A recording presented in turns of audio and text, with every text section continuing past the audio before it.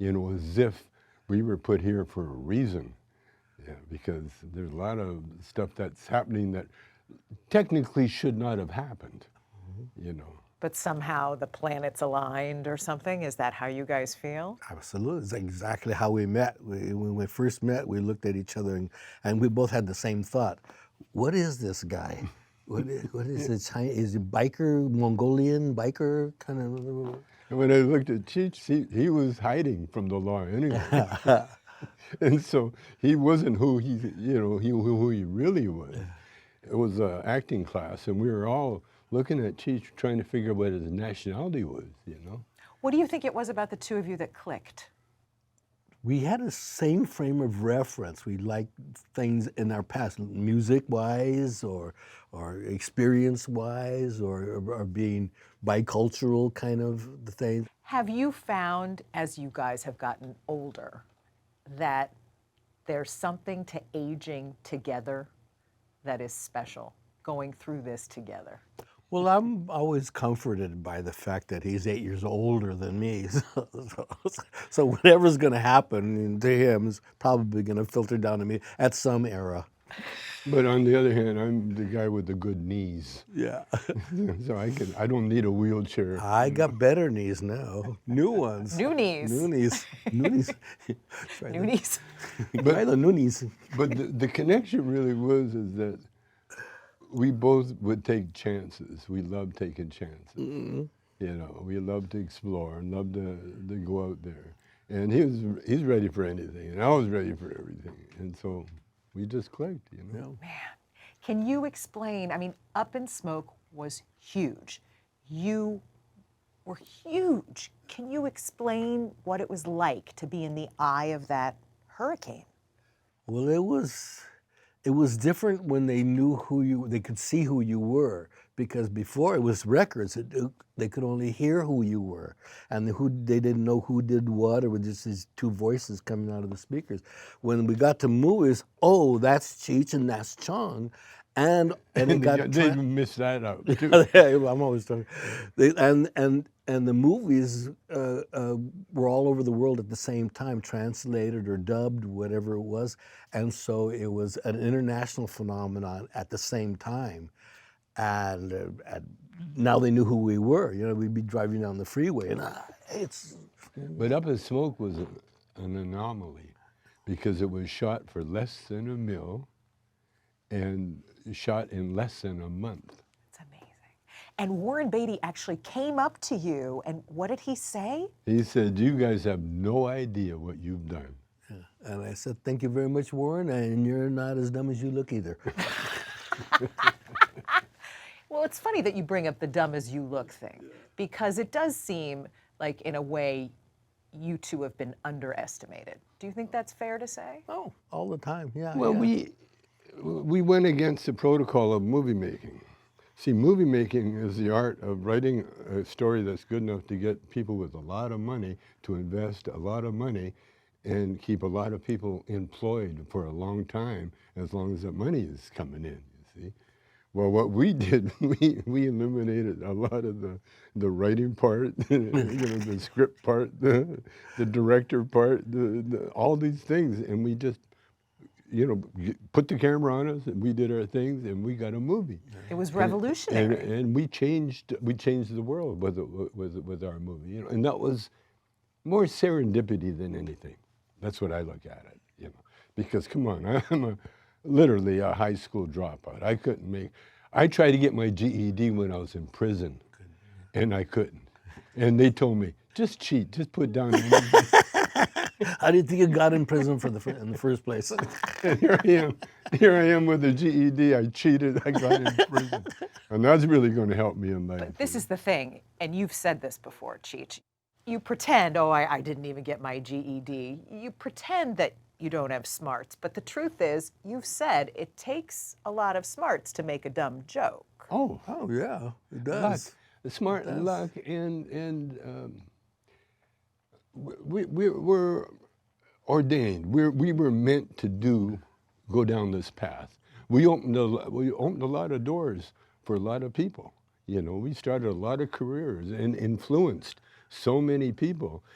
in as much as, like Arnold Schwarzenegger, for instance, you know, he influenced me when I met him when he first came over, because my whole plan in life was to go to Venice Beach and work out at Gold's and write poetry, you know. That was my aim, and I did it for a couple of years, you know.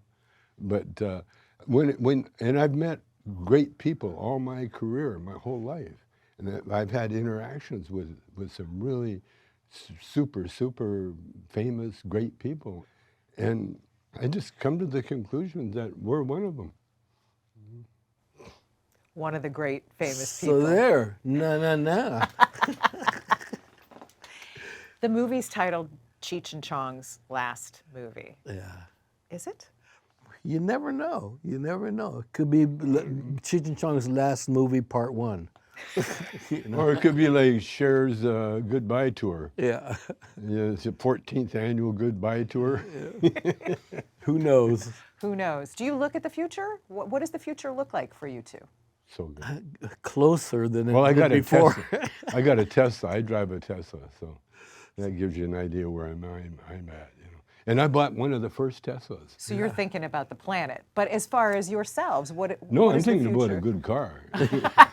That's a, yeah, hell with the planet. But ourselves, Yeah. well, we'll stay together as long as. Again, we try to break up. We got together, and I wrote him a note saying, "Nice to see you, but I don't want to work." And my son intercepted it and put his own note in there, say, "Hey, I want to work with you." And the next thing you know, years, Yeah. you know. And just like this movie, my daughter Robbie and her guy Dave, you know, they came to us 8, 9 years ago and said, "Hey, we got an idea for a documentary. You know, you guys, you want to do it?" And we said, "Sure." And here we are, and it's about to be released. Trying to And explain it's- what we did. and it's good. That's bottom line. It's not, you know, something that needs any kind of phony prompting. You know, this is material that you can only see when you go to the movies, and it's about stuff that we forgot that we did and what we saw. So it's so good because it's archival. You know, it's like he's a collector and he collects stuff. You know that in a few years it'll be worth quite a bit because it's a one of a kind. And that's what we are. We're one of a kind. You are one of a kind. Actually, 2 of a kind. Or two of a kind. One of a kind for 2 guys. One for 2 guys, the both of us. Financially, you both have done really well. Mm-hmm. You made money and you held on to your money. It doesn't seem like you spent it too frivolously. No, I didn't spend it frivolously. I just got married a bunch. No, he spread the wealth around. I spread the wealth around. Good yeah. way to look Spoiler, at it. yeah. But the Yeah. truth is, you both could retire. I mean, Sure. financially, you're well off. Yeah, but we don't want to retire. It was like everybody that I talked to that's retired wish they didn't. You know, but there's nothing to do. I sit around home all day and do nothing, and then the next day I do the same thing. They don't want to do that. And they want to be lively. They want to get out. And sometimes it's harder to get out, but they always want to do that. You know? No, I do a lot of cameos where people come to me for advice about, and I tell everybody all the time, you know, enjoy your old age. Yeah. There's perks. If they leave you alone, enjoy that. Enjoy it. If you got your own television set because you don't understand, you can't hear their television set, enjoy. Enjoy. Then you watch, like with the pandemic and everything else, man. I got on YouTube and I got into some like sovereign citizen things and cops and all these weird things that the rest of my family would watch for 2 seconds. But me, I can go there for days and just stare at it because we have time and we've earned the right to do that. You know, we've earned the right to sit on our butt and in the sun, you know. That's what Some Bob Hope friends did of- at the last of his years, you know. There's some Bob friends Hope of was like mine a- that have turned 50 or they're turning 50 and they will, what advice can you give me? I said, 50 is a perfect platform to stop and take a rest and look down the road from which you came that brought you to this place 50. All the things that you did and linked together to arrive at 50 and be proud of yourself and take a little nap and then look up to the rest of the road that you have to go to the next 50 years, you know, and they kind of all look at Next that. 50 years, you Next think you're going to make it? Yeah. Well, I've always said I'm going to live to be 100, and now it's possible. It totally It's is, possible, you know. So. especially with the new knees. Yeah, with the new knees. I remember George Burns used to joke that when he turned 100, he was going to go on stage, and so when he was turned 100, they asked him if he was still going on stage. George said, "F that." What are you two most proud of? Me? Yeah. I'll tell you, I'm really the most proud of my family. Radon Chong, the actress, Robbie Lynn Chong, the actress model, Precious Chong, the comedian, Paris Chong, my manager, Gibran Chong. I love my kids, they're all And beautiful. all named Chong? He was like Fraser, George Fraser named all his kids George. Yeah. Yeah, George, kinda like they named all his kids Chong. Yeah, well, How that's their about- last name. How about for the two of you, the two of you did together? What are you most proud of? I like Well, I'm the most proud of the fact that he has a museum in Riverside, California, and there's one trivia that is incredible, because the Cheech, and for as long as we've been together, he's got his art collection, a 3-story beautiful building in Riverside, California, and there is not one picture or autograph of me and him together in that museum. Really? Not one, but there is one, and it's worth $100,000. If you can go to the museum and spot the Cheech and Chong picture that we're in, he's going to pay you $100,000. Like, This? where's Waldo?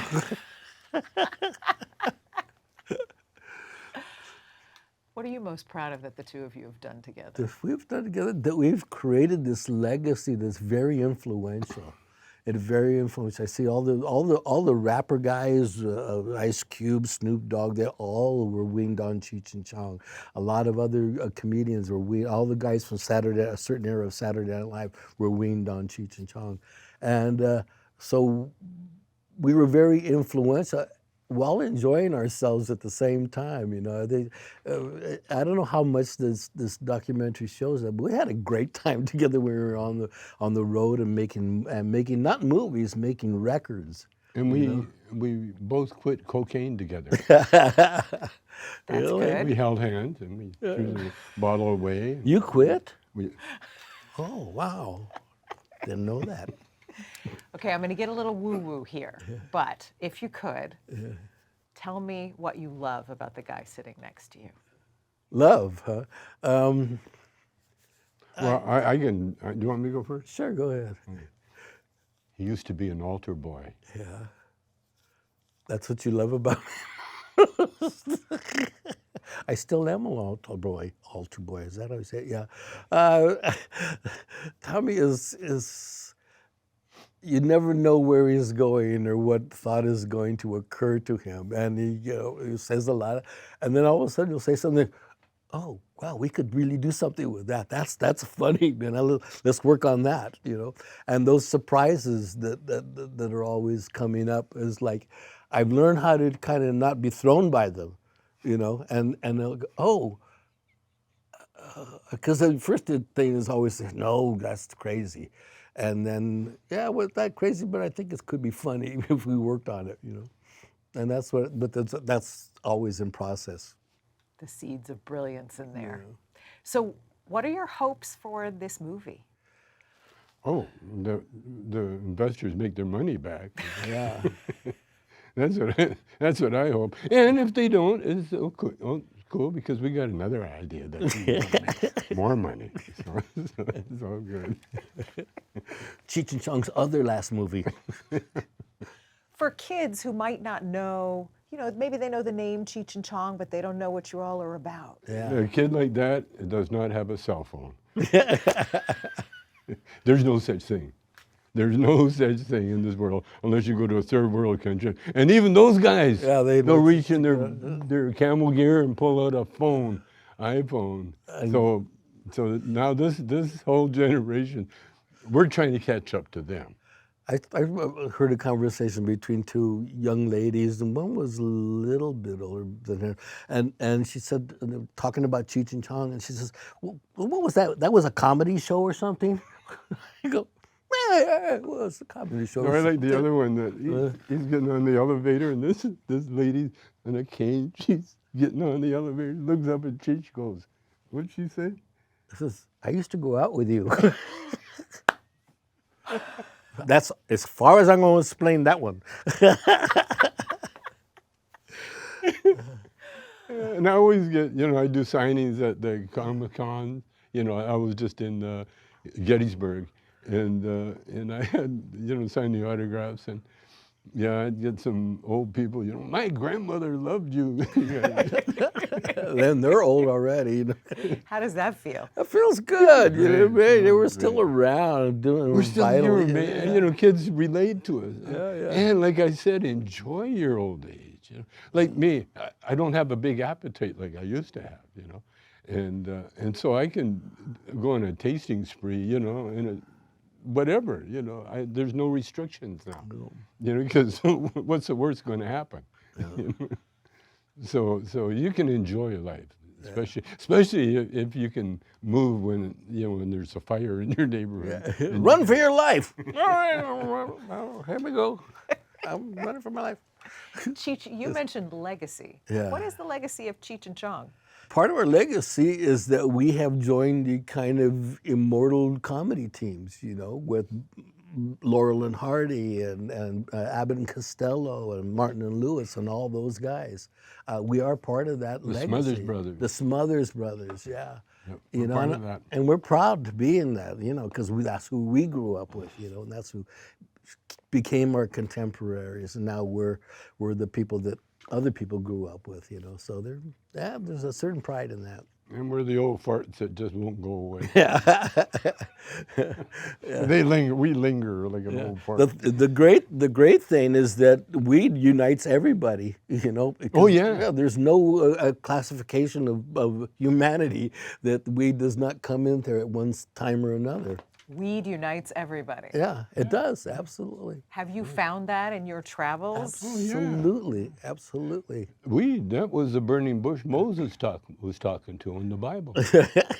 No, I got on AI, and I asked AI about the Bible, and AI told me, he said, Moses, that was God talking to Moses. Yeah. But that brings up an interesting point, that weed unites everybody. Do you think that Cheech and Chong kind of united everybody? Yes. They're one and the same, We did a survey when we were doing this and of our work, and we found out that maybe 5% of all our work that we've done through records and movies had to do with weed. 5%? Only 5% of the whole, especially in the records. But we were always the weed guys, so fine. But they enjoyed all the other stuff, but, a little bit goes a long way, I think. So you two still fully believe in the power of Yes. weed? Oh, totally. Well, we're both clean. I'm not an alcoholic. He's not an alcoholic. My wife, no. One drink a night. No problem. One drink at a time, But we're health nuts more than anything. And we always have been. Like my whole thing, like I said, was going to Gold's Gym and becoming at least healthy. Yeah, that's the thing. I think people have this vision of you guys partying all the time, but the truth is, when you weren't on stage, you're We in the belong to the gym. YMCA. Yeah. And they got a Y everywhere. First time we went to New York, we did with Belushi, but I'm not saying that he gave us a coke, but we got high and we did a show, and it was the worst show we'd ever done. Because we were high thinking we were in LA, but we're in New York. And New York people, they don't like comedians that don't know where they are. And so our first show was so bad that we were arguing before we got off the stage. And that was the last time we ever did coke. Oh. That was it. That was Yeah, it. this is messing up our act. We're done. See you later. See you go. So how long do you think Cheech and Chong will go on? 14. 20 minutes to 12 now. Yeah, it's. Longer than that. Not much, but longer enough. Until we get the guy that's driving and his wife says, "Oh, there's Cheech and Chong. Where?" Is that comedy show? That cracked me up. I love that. This documentary is going straight to theaters, not streaming. Wow. What do you envision as people are sitting there watching this film in theaters? What do you hope? I hope that they enjoy the experience of going to a theater to see a movie and enjoy it communally. And that's the big deal, the communally. We're literally responsible for bringing families together. Because the only way you could see a Cheech and Chong movie, you had to be with an adult. We brought families So together. parents would take their kids. Yeah, That's absolutely. right. That's Do you right. hope parents take their kids to this? Yes. Yeah. Oh, this one. Oh, Yeah, for this sure. one for sure. Yeah. Kids will be taking their parents. Yeah. Yeah, their parents and their grandparents and their great And grandparents. that will be our legacy. Yeah, we go back. Brought them together in the theater over a tub of popcorn. That's not a bad That's legacy not to a have. bad legacy to But make have. sure it's not medicated popcorn. Yeah, because they have that, you know. I missed a birthday party one time because they ate a whole bag of medicated popcorn. Yeah, that was last week. Was that before or after the chocolate with the mushrooms? That was Oh, the mushrooms. Ixnay television tape. Yeah, this is my mushroom shirt. Yeah. But don't miss the what is it? It's Cheech and Chong's last Cheech movie. and Chong last movie. Don't forget it.